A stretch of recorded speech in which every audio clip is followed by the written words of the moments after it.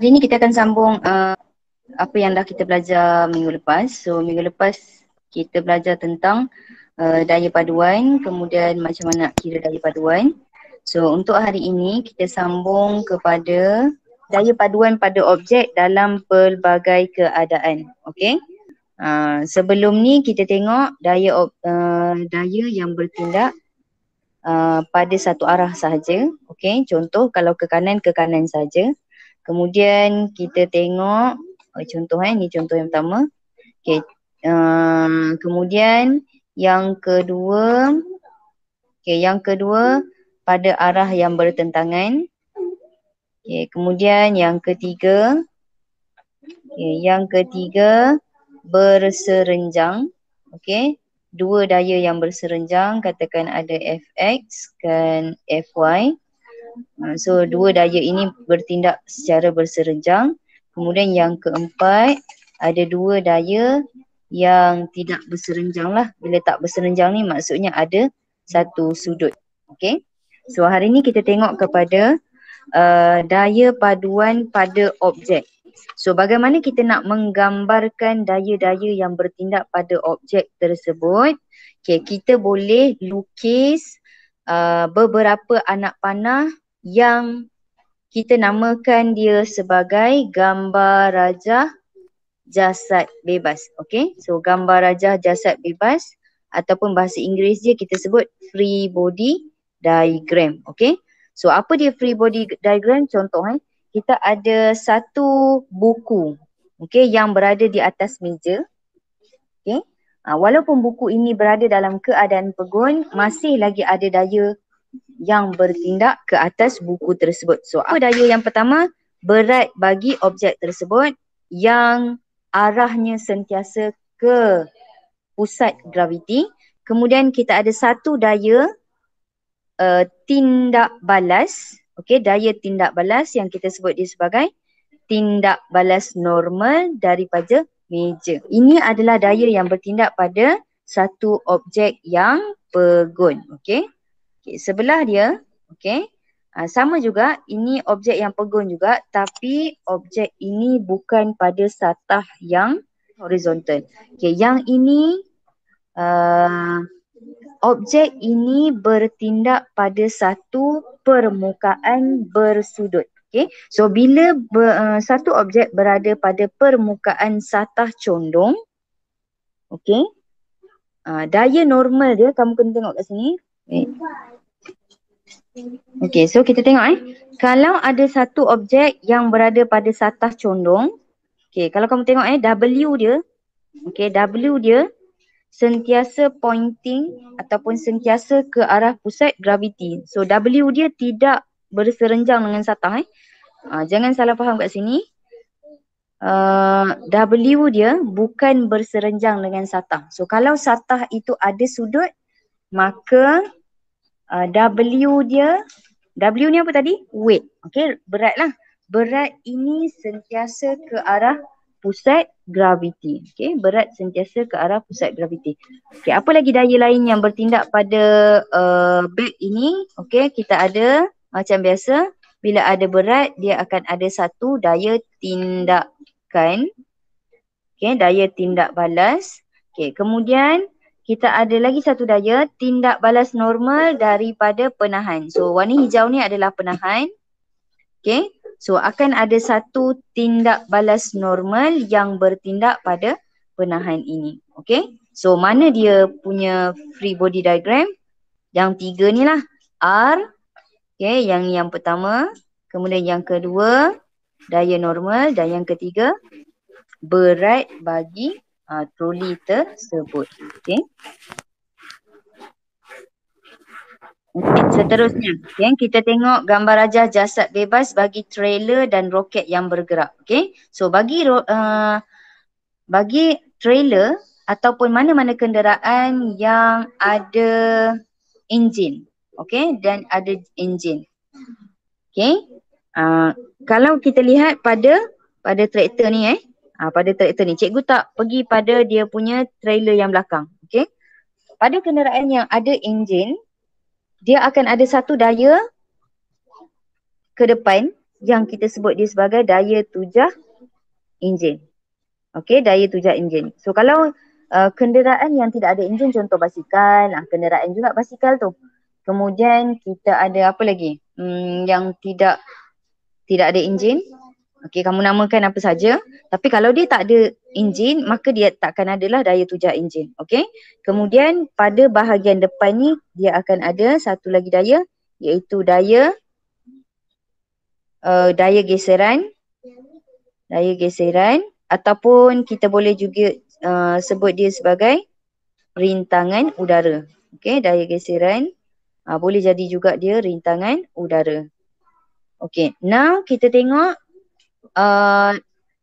gambar rajah jasad bebas. Okey, gambar rajah jasad bebas ni apa? Anak panah ni lah. Okey, gambar rajah jasad bebas bagi trailer bahagian belakang ni. So, apa daya-daya yang bertindak pada dia? Satu, berat trailer. Okey, gunakan simbol berat W. Okey, kemudian kita ada tindak balas normal. So, tindak balas normal R. Okey, kemudian kita ada daya geseran ke belakang. Okey, dan daya tarikan ke depan. Okey, so kalau kamu nak lukis dia dalam bentuk rajah yang lebih ringkas, kamu buat satu titik. Okey, titik ni menggambarkan objek tersebut lah. Okey, so kita ada berat objek ke bawah W. Okey, kemudian tindak balas normal ke atas iaitu R. Okey, kemudian daya ke depan iaitu daya tarikan. Okey, daya tarikan. Okey, kemudian kita ada daya ke belakang iaitu daya geseran. Yang ni biasa kalau cikgu guna simbol, daya F lah force. Geseran friction. Tulis kat bawah ni. F kecil. Okey, daya geseran. So ini adalah gambar rajah jasad bebas ataupun free body diagram untuk menggambarkan daya-daya yang bertindak kepada trailer ini. Okey? Ada soalan? Ya dah. Just kau faham ke? Tak ada Ingat tadi gambar rajah jasad bebas tadi, apa tujuan dia? Kita nak gambarkan daya-daya yang bertindak pada objek tersebut dengan menggunakan anak panah. Okey? So gambar rajah jasad bebas ni sangat penting. Bila kamu selesaikan soalan, kita mesti akan lukis anak panah ini. Okey? So untuk melihatlah ke arah mana daya itu bertindak. Okey, baik. Seterusnya, okey, kita nak bincangkan tentang daya-daya yang bertindak pada objek yang menghasilkan gerakan-gerakan yang berbeza. Okey. Gerakan bagi objek kita boleh huraikan dengan dua perkataan. Okey, yang pertama halaju dia. Okey, yang kedua pecutan dia. So bila soalan tanya huraikan gerakan objek. So apa yang boleh kamu kata? Sama ada tiga benda. Halaju objek bertambah, halaju objek berkurang ataupun bila halaju objek bertambah, pecutan mala contoh. Okay, bila halaju objek berkurang, berlakunya pecutan. Okay, boleh? Okay, so now kita nak tengok apa kaitan daya-daya yang bertindak terhadap gerakan objek. Okay, so kita tengok yang pertama. Objek yang berada dalam keadaan pegun. Okey, objek yang berada dalam keadaan pegun. Pegun ni maksudnya apa? Objek tu tidak bergerak lah. Okey, walaupun objek tu tidak bergerak, kita tak boleh anggap tiada daya yang bertindak kepada objek tersebut. Sebab setiap objek dia ada jisim. Okay, so at least walaupun objek itu berada dalam keadaan pegun, dia akan ada daya yang namanya berat akan bertindak kepada objek tersebut. Okay, so dalam gambar yang cikgu tunjuk ni, okay, ini adalah kereta lah. Kereta ini tidak bergerak. Okay, so kalau katakan cikgu ada barang-barang yang lain. Okay, barang-barang yang lain. Kamu ada, cikgu ada charger laptop dekat atas meja ni, charger tu tidak bergerak. So adakah caja yang tidak bergerak itu kita kata tak ada daya pada dia? Tak boleh kita kata macam tu sebab setiap objek dia ada jisim dan akan ada berat yang bertindak pada objek tersebut walaupun objek itu berada dalam keadaan pegun. Okey, baik. So, kita tengok pada gambar rajah kereta yang pegun ni. So, apa daya yang bertindak pada dia yang menyebabkan dia berada dalam keadaan pegun? Okey, itu daya yang mesti ada pada dia adalah berat. Okey, berat.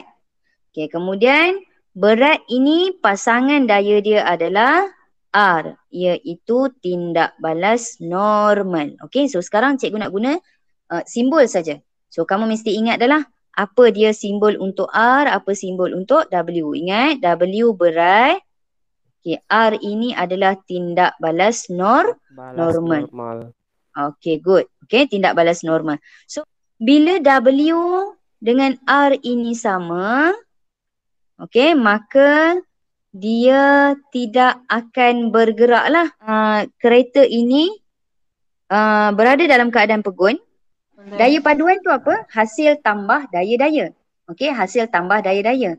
So, bila daya-daya yang bertindak pada objek yang pegun ini sama dengan kosong, maka itu yang menyebabkan objek ini berada dalam keadaan pegun. Okey, objek ini berada dalam keadaan pegun. Okey, now kita pergi kepada situasi yang kedua. Okey, situasi yang kedua. Okey. Objek bergerak dengan halaju mala. Okey, objek bergerak dengan halaju mala. So sebenarnya situasi yang kedua ni sama dengan situasi yang pertama. Okey, apa yang sama? Daya paduan dia sama. Okey, daya paduan dia sama. Daya paduan dia sama dengan kosong. Situasi yang kedua di mana objek bergerak dengan halaju seragam, daya paduan dia pun kosong. Okey, so jom kita tengok macam mana daya paduan untuk objek yang bergerak dengan halaju mala ini jadi kosong. Okey, jadi kosong. Okey, now.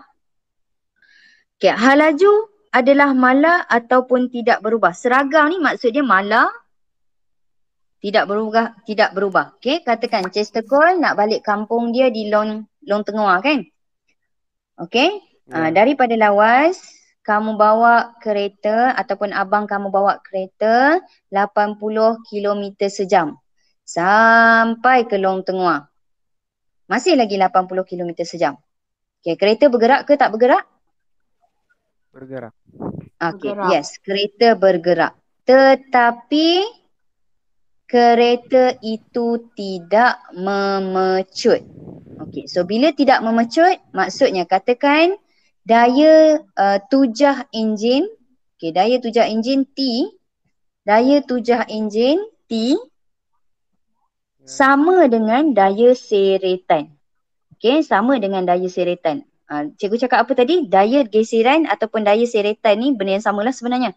Okey, daya seretan ataupun daya geseran dia sama dengan daya tujahan enjin. Okey, berapa daya tujahan enjin? Itulah dia daya seretan kalau situasinya objek itu bergerak dengan halaju mala. Okey, kalau objek tu ada pecutan, maksudnya apa? Daya tujah enjin melebihi daya seretan. Okey? Itu yang menyebabkan berlakunya pecutan. Okey, tapi situasi yang kedua, dia kata objek itu bergerak dengan halaju mala. Okey, bila objek bergerak dengan halaju mala, dia punya daya paduan, okey, daya paduan sama dengan kosong. Okey, sama dengan kosong. Okey. So itu untuk situasi yang kedua. Kemudian situasi yang ketiga, objek bergerak dengan pecutan. So bila kata pecutan, dia punya daya tujahan enjin. Okey, ni daya tujahan enjin lebih besar daripada daya seretan. Okey, menyebabkan objek itu memecut. Okey, so kalau kamu tengok, dia punya tindak balas normal dengan W masih lagi sama. Okey. Okey, cikgu bagi situasi lain. Apa berlaku kalau daya seretan FR lebih besar daripada daya tujahan enjin. Apa berlaku kalau daya seretan lebih besar daripada daya tujahan enjin? Adakah objek akan patah ke belakang? Adakah objek akan mengundur? Chester kau cuba jawab. Adakah objek akan mengundur? Serlin cuba jawab. Apa dia? Ya? Ya. Jawapannya kurang tepat. Okay, bila daya seretan lebih besar dari tujahan enjin, itu membawa maksud objek memperlahankan kenderaan dia. Bukan dia mengundur. Boleh? Boleh faham? Boleh. Okay, Boleh. good. Ya. Okay, ada soalan setakat tu? Ada soalan setakat tu? Ya Tak dah. ada. Okay, tak ada. I dare you to fix me.